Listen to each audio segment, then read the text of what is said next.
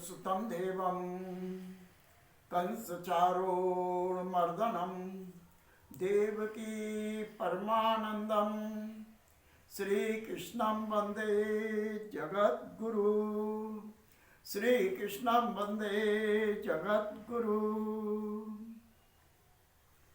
आज हम एक बड़े विषय पर जो है चर्चा कर रहे हैं। मैं आप लोगों से ही सबसे पूछना चाहूँगा कि क्या आप जानना चाहते हैं कि इस शहर में हम व्यापार करें और व्यापार करने के बाद किस शहर हमारे लिए सूटेबल है कि कौन से शहर से करना चाहिए। अधिकतर हम ज्योतिषी हैं और ज्योतिषी के नाते हमारे पास अनेक लोग इस प्रश्न को लेकर आते हैं। इस विषय पर मैं बहुत समय से मन में विचार कर रहा था कि लोगों के लिए ऐसा एक उपाय, ऐसा एक ज्योतिष का विधान निकाला जाए जिससे प्रत्येक मनुष्य यह निकाल सके, प्रत्येक जातक ये निकाल सके कि हम जिस शहर में रह रहे हैं क्या वह शहर हमारे लिए सूटेबल है अथवा नहीं, अथवा किस शहर में करना चाहिए। हम दूसरे शहर में जाएं तो कौन से में जाएं जो हमारे लिए लाभप्रद हो। इसके लिए भारतीय ज्योतिष में एक जो है विधान है जिसे कहते हैं काकड़ी गणना। काकड़ी गणना का ज्योतिष शास्त्र में बड़ा ही महत्व है। इस गणना के द्वारा आप जो है सहज ही यह अनुमान लगा सकते हैं कि अमुक नगर, कस्बा या व्यवसाय आपके लिए शुभ है या होगा या नहीं होगा। काकड़ी गणना नामाक्षरों के आधार पर निकाली जाती है। व्यक्ति की काकड़ी निकालने के लिए हमारे ज्योतिष शास्त्र में उसके वर्ग संख्या को दुगना करके उसके नगर या कस्बे का वर्ग जोड़ करके उसमें 8 का भाग दिया जाता है और जो शेष बचता है वह व्यक्ति का काकड़ी होती है। इसी प्रकार नगर की भी वर्ग की संख्या को दुगना करके उस व्यक्ति का वर्ग जोड़ लें जिसमें वह व्यापार करना चाहता है या जाना चाहता है, उसमें भी 8 का भाग देकर शेष बचता है वह नगर अथवा कस्बा अथवा जिले का, गांव का काकड़ी होता है। इस नगर से व्यक्ति की काकड़ी संख्या अधिक हो तो वह स्थान उस व्यक्ति के लिए शुभ है। संख्या यदि कम है तो वह क्षेत्र अशुभ है।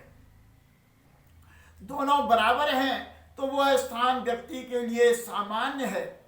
यदि आप चाहें तो किसी भी कॉलोनी, व्यवसाय की भी काकड़ी निकाल सकते हैं और जान सकते हैं कि वह शुभ है अथवा अशुभ है। काकड़ी निकालने की इसकी गणना की विधि क्या है उसे मैं आपको ध्यान से बता रहा हूं। अब ध्यान से सुनिए। यह स्वर और व्यंजनों के नामाक्षर का वर्ग बनाते हैं। हमारे संस्कृत साहित्य में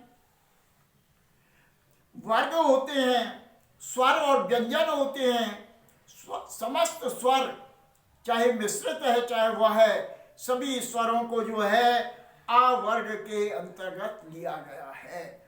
इसका क्रमांक 1 है, अर्थात आ वर्ग क्रमांक 1।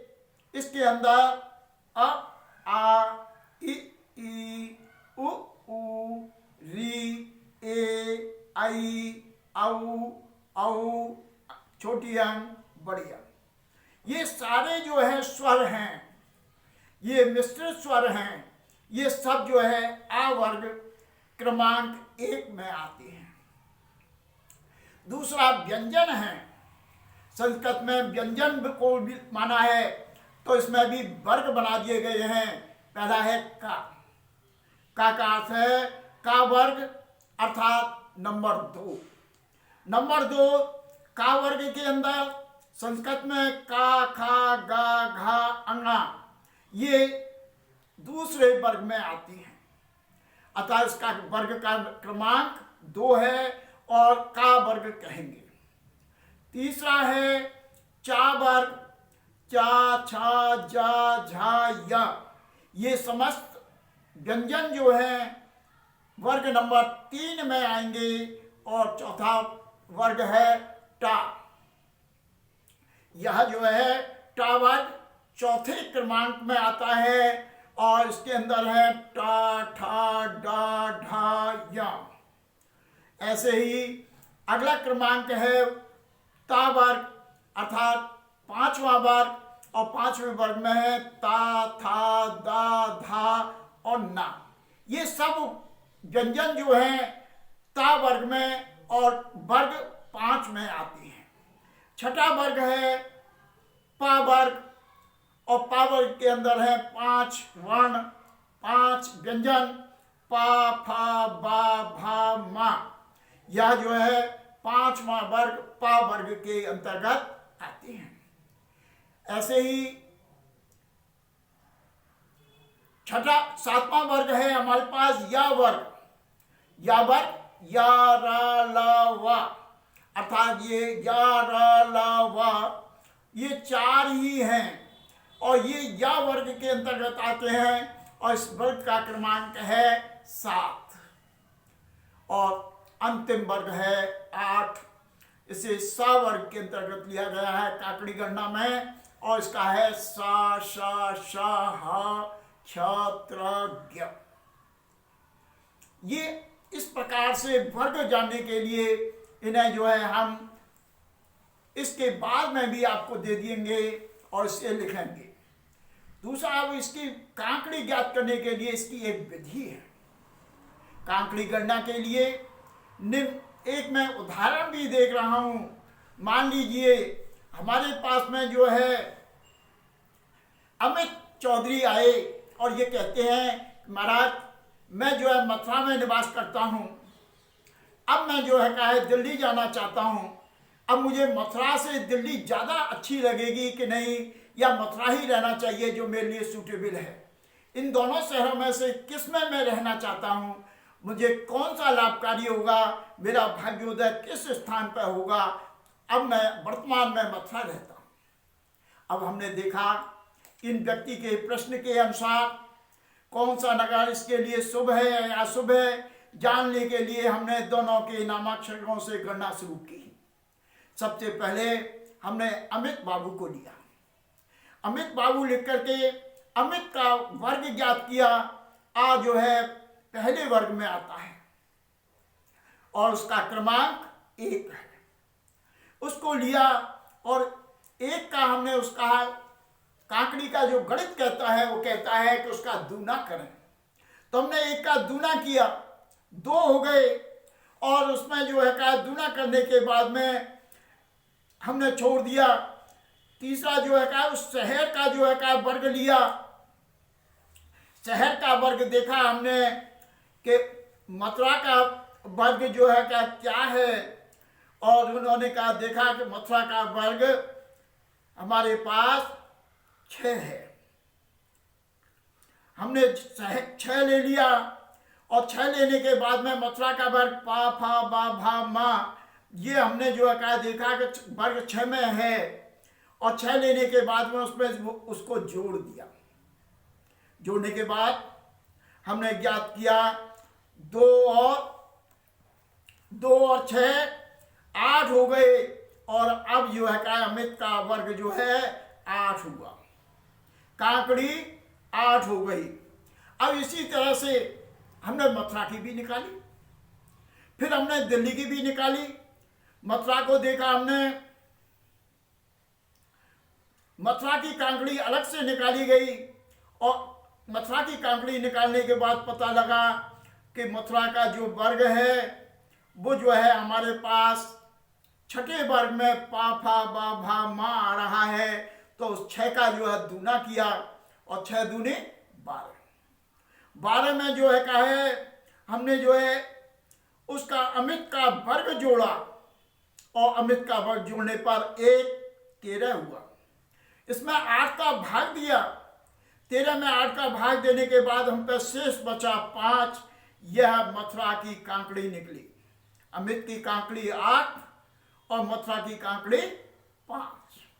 इसी तरह से अब हमने निर्णय लिया कि अमित मथुरा में कितना हो सकते हैं, तो अमित से ज्यादा, अमित से कम है मथुरा की कांकड़ी 5, अर्थात मथुरा भी इनके लिए सामान्य है, सामान्य से कम है। जितनी मेहनत करेंगे उतना मथुरा में भी इन्हें प्राप्त नहीं होगा। दूसरे नंबर पर हमने देखा ये दिल्ली जाना चाहते थे और हमने सोचा कि इसकी दिल्ली की कांकड़ी निकाली जाए। तो दिल्ली की जो कांकड़ी निकालने के लिए हमने दिल्ली का वर्ग देखा। दिल्ली का वर्ग निकल रहा है हमारे पास, ता था दा धा ना, तो इसमें दिल्ली का द वर्ग आ गया, दा आ गया, जो ता वर्ग के 5 नंबर में आता है। 5वें वर्ग का जो है दूना किया, 5 दूनी 10। 10 में जो है क्या है, अमित का वर्ग जोड़ा, 10 और 1 11। 11 में जो है हमने 8 का भाग दिया, 8 का भाग देने पर ज्ञात हुआ कि हम पर शेष 3 बचे, अर्थात दिल्ली की कांकड़ी 3 आई, अमित की कांकड़ी 8, मथुरा की कांकड़ी 5, दिल्ली की 3।